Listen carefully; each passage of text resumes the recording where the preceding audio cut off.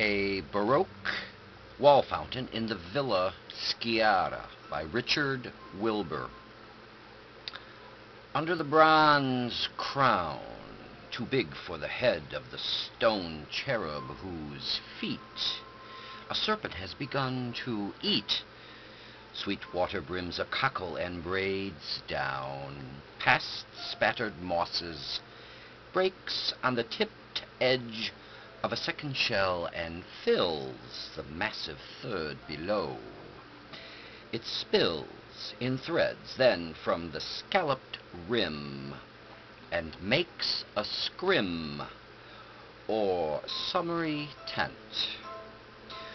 for a faun menage and their familiar goose, happy in all that ragged loose collapse of water in effortless descent and flatteries of spray. The stocky god upholds the shell with ease, watching about his shaggy knees, the goatish innocence of his babes at play.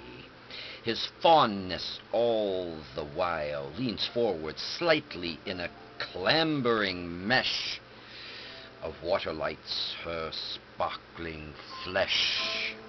In a secular ecstasy her blinded smile bent on the sand floor of the trefoil pool, where ripple shadows come and go in swift reticulum, more addling to the eye than wine and more interminable to thought than pleasure's calculus.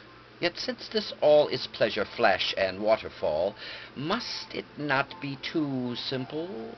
Are we not more intricately expressed in the plain fountain that Moderna set before St.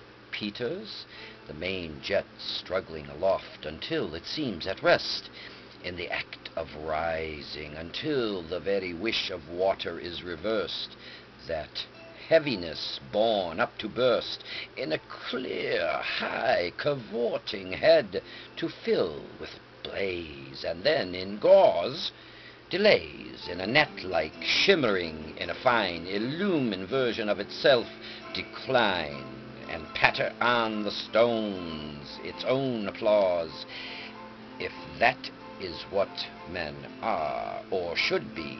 If those water saints display the pattern of our arete, what of these showered fawns in their bizarre spangled and plunging house?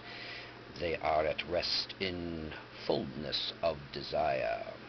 For what is given they do not tire of the smart of the sun, the pleasant water douse, and riddled pool below, reproving our disgust and our ennui with humble insatiety.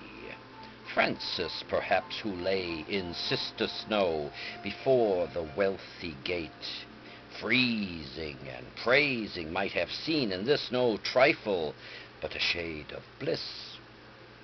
That land of tolerable flowers, that state as near and far as grass, where eyes become the sunlight and the hand is worthy of water, the dreamt land, toward which all hungers leap, all pleasures pass.